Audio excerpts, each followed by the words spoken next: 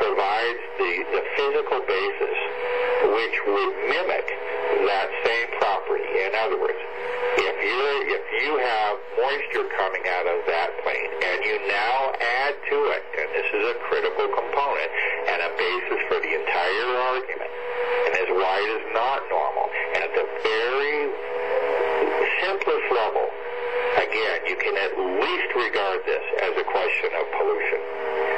Because if you do now include within that emanation from that aircraft extremely fine particulate water material, you now provide a basis for water vapor to coalesce around us. How you doing, folks? Trying to call in there, that's fine. Now, to give an idea of how... That's worse. Well, I think it's time to shut off the videotape.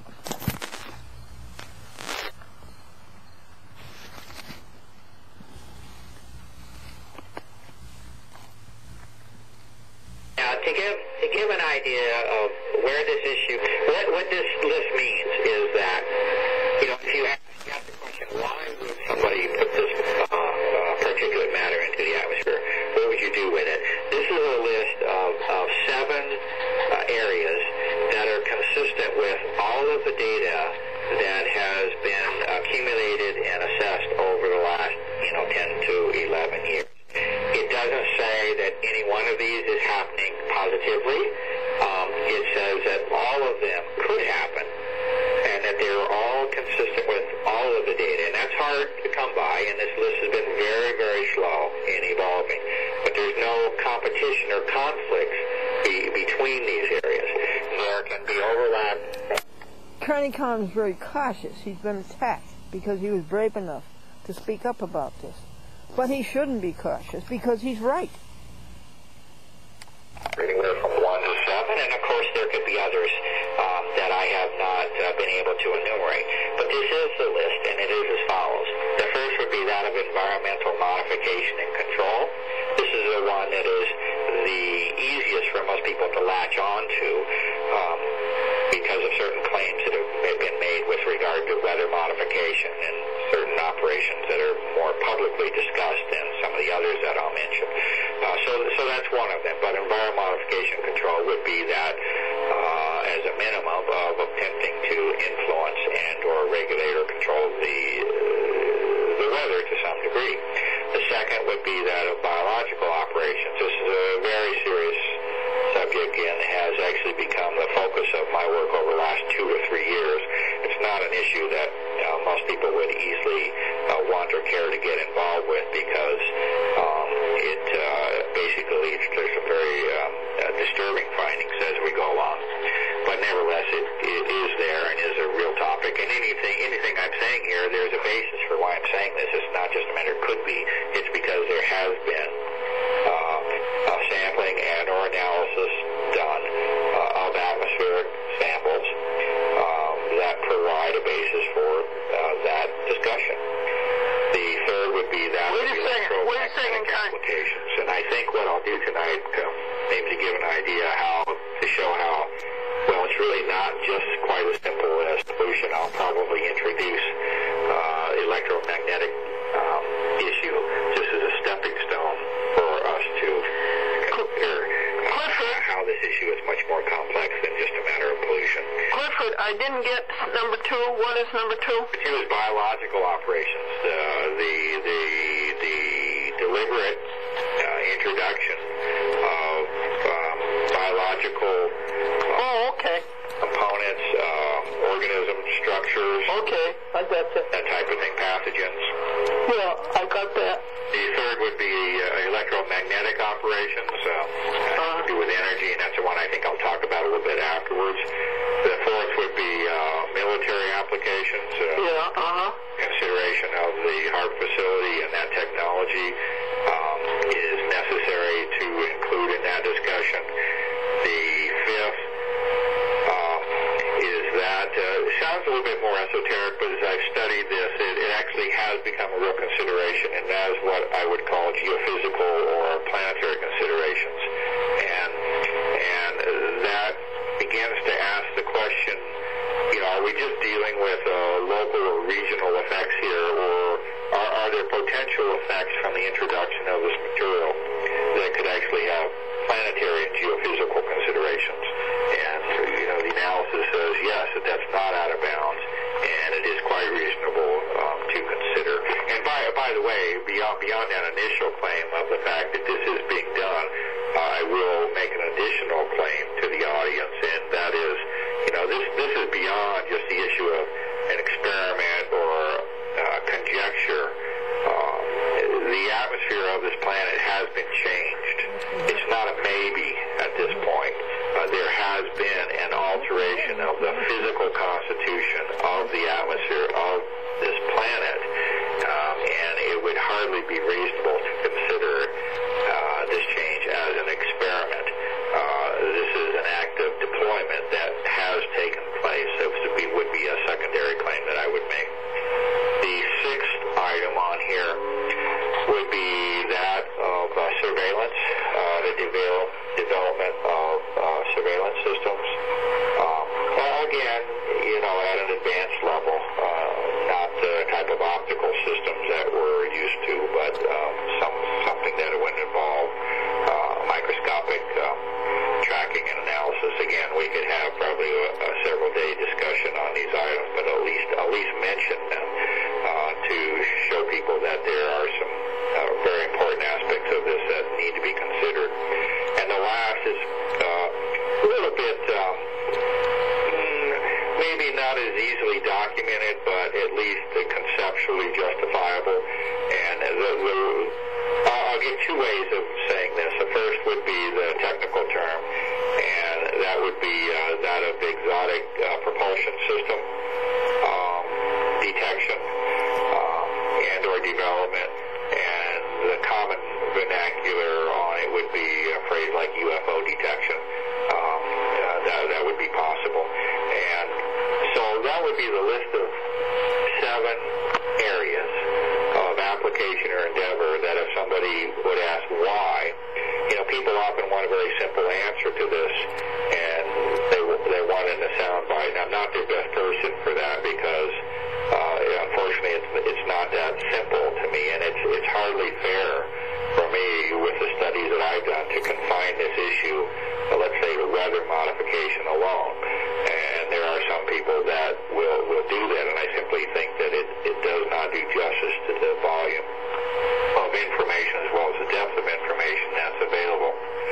I thought what I would do, Glendora. Okay, Clifford, thank you. Now we go on to the next audio tape. He's so generous. He's so public-spirited. He's so public-minded. He's looking out for us, the public. And see how he donates his time. Think of how long that documentary took him. That documentary is Aerosol Crimes. Go to carnicom.com. I discovered it 2 years ago thanks to Dorothy Kennett. Thank you, Dorothy.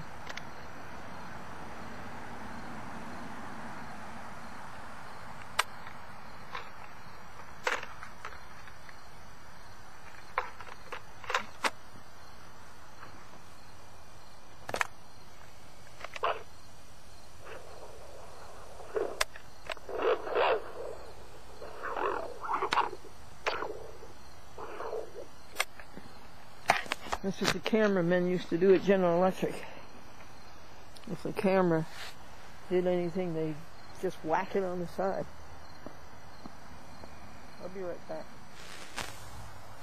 Well, it's not the instrument, the player, or the recorder that's not working. It's the tape. But I think I got it to go. And I'd like to just make the point that he's trying to make, that they make this plasma, and this plasma has the property of conducting electricity. It's ionized. And one of the elements they use for that is barium. And this is why this plasma is so important, because it transmits electromagnetic waves.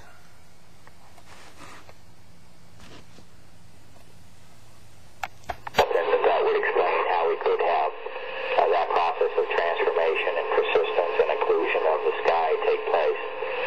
Now, there's another part to that that I didn't mention yet, and not only is it a salt, but it would be a metallic salt. And that in itself is not actually particularly unusual. Metals comprise roughly half of the periodic table, so it's not like metals are unusual. And salts are not particularly unusual. You know, table salt, sodium chloride, that's a metallic salt, by definition. Magnesium chloride, Epsom salts, these are metallic salts.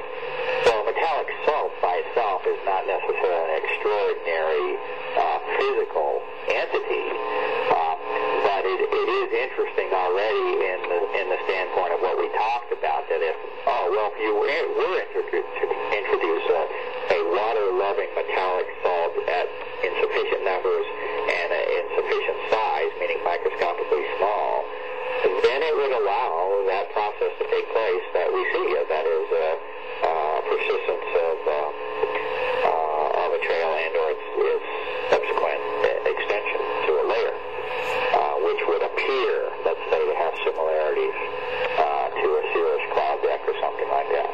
But now let's go one step further with that and tie this in with the electromagnetic aspects. There is a class of elements that have a most interesting and unusual physical property. And it is that these elements, if they are subjected to energy, we'll talk about that energy in a second, but if they're subjected to energy, that these elements can ionize. Now, an ion means that it's a charged particle. You take your salt. You take your table salt and you dissolve in a glass of water. It dissolves into sodium and chloride ions.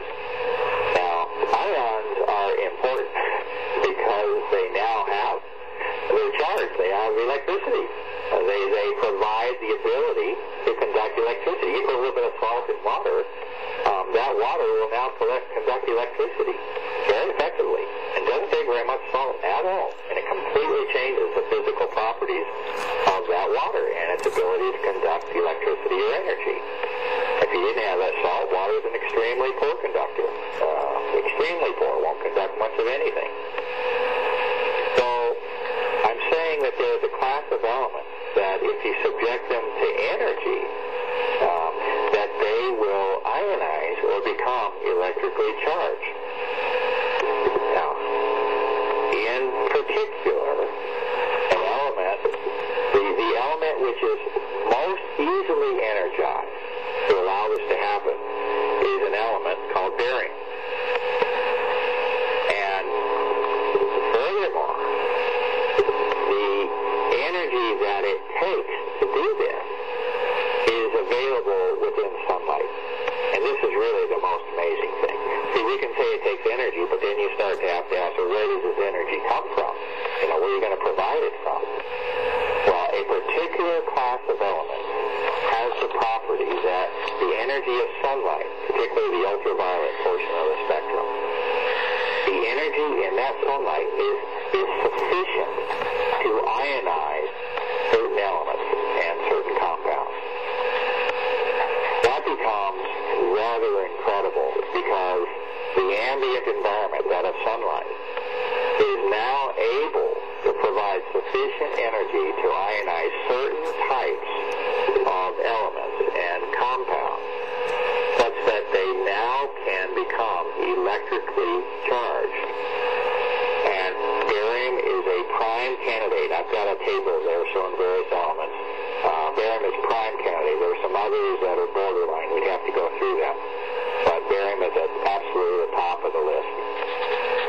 Now, it's not a question of this could happen. The reason that this analysis has developed over the years is that in the atmospheric test testing and sampling that I've done, which, by the way, I'm restricted to the ground. I don't have any fancy resources to allow me to conduct this at flight altitude, and you'll never see me stating or anywhere on my site saying that any of my samples came directly from an aircraft, and I can prove that it did. That's not what I do. I do the test as best I can, as fair as I can, and at this point we have to regard it as an environmental sample. Okay. But the air testing that I have done over a period of many, many years in a very cautious and gradual way has attempted to identify the particular elements or compounds that are the source of this particular matter that is being spoken of. And those tests have proven to, let's just say, the strongest level. A person can go through my papers, it's years of work. You can decide for yourself whether or not you think the work is legitimate. But all the methods are described. Everything in there is described. You can repeat it, do whatever you want, either prove it or disprove it. But the conclusion is that a primary constituent of the particulate matter that is abnormally occurring in the atmosphere is indeed composed of barium, right, or compounds of barium, which is called barium hydroxide. You have to have things that would combine with water. Barium hydroxide would be a prime candidate here. And, that's not a maybe. That's very, very strongly confirmed with numerous tests, patiently and replicated over a period of many, many years. Now, if one accepts this as being true, it adds another dimension to this whole issue beyond that of pollution, because now you have, it's not just particulate matter, it's particulate matter of a particular class that has certain physical properties and reactions. And the reaction here is that if you did have a barium compound being released from the aircraft in sufficient quantities and microscopically small, now you not only have an explanation of this physical transformation of sky that takes place, but you also provide a potential agenda and or motive for those operations, because if you have the ability to create ions in the atmosphere, you are led into the consideration of what is called a plasma. Now, when I started out in this work, I had no idea what a plasma was, and the work leads me. I don't lead the work in most cases. The studies lead to an analysis of what does this mean, rather than assuming something is the case and then try to find the evidence for it. It's not the way my work conducts itself. This barium thing was an extremely slow, laborious process to arrive at this. But if you arrive at this place where you say, this is what's there, and these are the physical properties, now you have to ask, what does that implicate? What does it mean? And a plasma becomes a consideration by necessity. And a plasma, by definition, is an electrically conductive gas. But it is. Now, let's explore that just a little bit. And the simplest example that I give to people with this is that of a neon light tube. Most of us are familiar with a fluorescent or a neon light tube. That is a plasma that's contained. That's an example. What they do is they take a tube of glass and they fill it with gas. And that gas has the same type of properties as what we are speaking about. It is an ionized gas. It is a charged gas that has the ability to conduct energy in it. There are no wires in that fluorescent tube. But when that fluorescent tube is subjected to an energy source, what happens? The tube lights up. It glows. So that tube is within it, conducting energy from one end of the tube to another, even though it doesn't have a wire in it. That's That's what a plasma does. It conducts energy through a gas medium. The atmosphere, what I'm also obviously leading to, is that the atmosphere is a gas. And if you alter the atmosphere such that it becomes electrically conductive, you have satisfied, in principle, the elements of a plasma and all that brings with it, namely the capability to start propagating and sending energy from point A to point B without any wires, and or to condense or to collect energy. You know, humankind, probably one of the greatest goals we've ever had is that of collecting and using and harnessing energy. It's been with us from day one, whether you want to start with a fire or whatever it is. We're creatures that love energy, and if there's any way at all that we can capitalize on it, we will.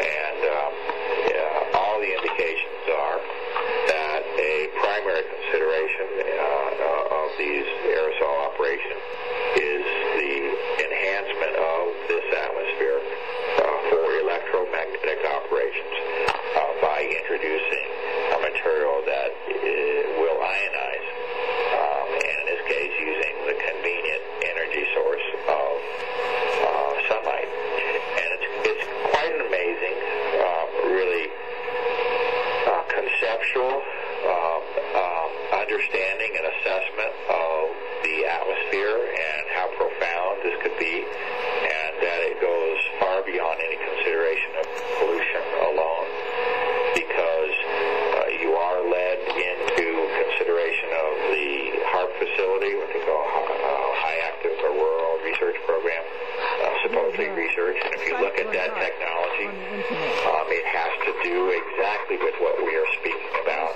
That is the sending and concentration and propagation of energy from one point to another, with numerous applications, many of them being military and or weapon and or communication and or defensive systems.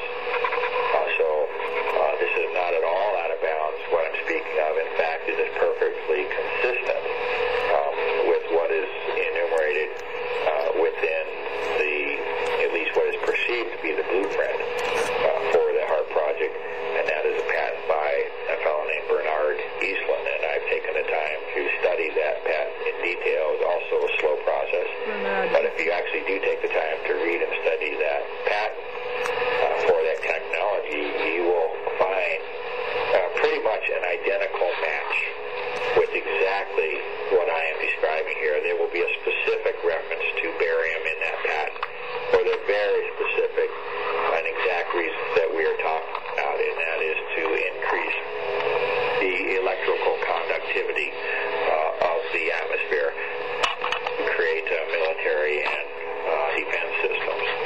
And, you know, people might think that this is a little bit far-fetched. You know, how could you possibly be sending energy through the atmosphere? But you know what? It really doesn't take much of a change. Just like that little bit of salt and water. It's a good example. If you actually do that, just put a couple grains of salt in your glass of water and watch what happens if you go hooking up a meter to that in terms of energy. The ionosphere is another great example. Many of us are familiar with the ionosphere, and if not, that's fine. But the ionosphere is it's a charged layer. It is an ionized layer.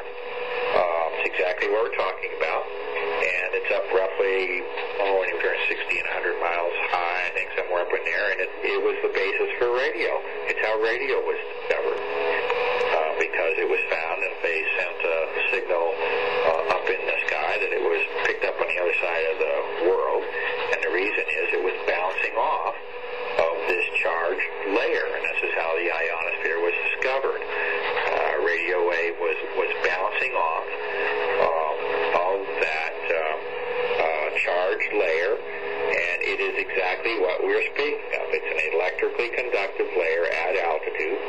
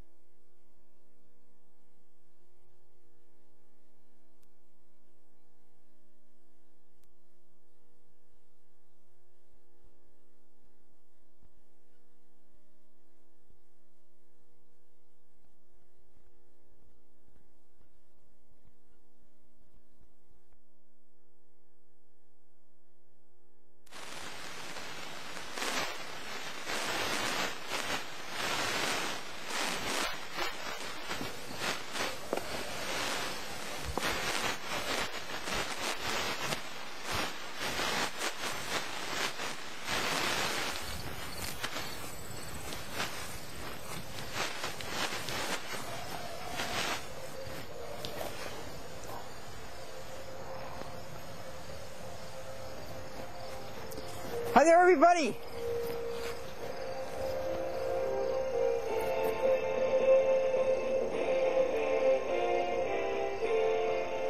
Guess what? I told you all about my autobiography from 1991 to 2000, and I had to erase it because I didn't take an empty tape with me to Love Apple Farm where I interviewed the two little darling girls. So we have to do it over again. Okay, 1991. I started monitoring the courts. There was an ad in the newspaper that the Fund for Modern Courts wanted people to go down and monitor the courts and write a report on the judges. So I went and I did that. And I monitored something like, 30 to 40 judges. And I was thrilled to go into the courts because the courts stand up for justice. Well, then I noticed something malodorous.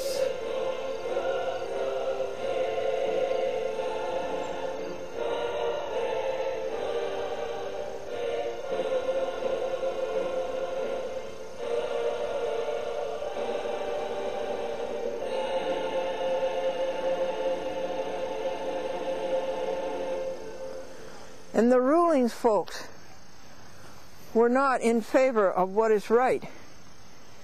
The rulings were in favor of what is wrong. And it took me 20 years to find out that the courts are rotten to the core. If you pick up a soft apple off the ground and you squeeze it, what do you get? Mush. And that's what the courts are. Mush. And later on I called them, the courts were the elite meat to cheat.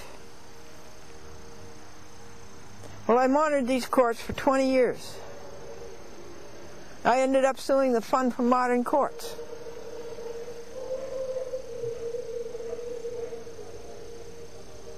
One of the first lawsuits in the 1990s was a traffic case. I was pulling out of the parking lot of Finest in North White Plains, and a policeman was pulling in, and I stopped, and my wheels were actually in the little gully between the road and the end of the parking lot driveway, and this policeman motioned me on. For some reason I didn't go. He got angry. Then he motioned me on and pulled me over and gave me a ticket. For what? If he had motioned me on before, there was nothing wrong, right? So I contested that, and I went to court, and it was a lady judge. And I examined the policeman, and I said, "Did you motion me on?" And he says, "Yes." Well, he lost the case. But they never told me.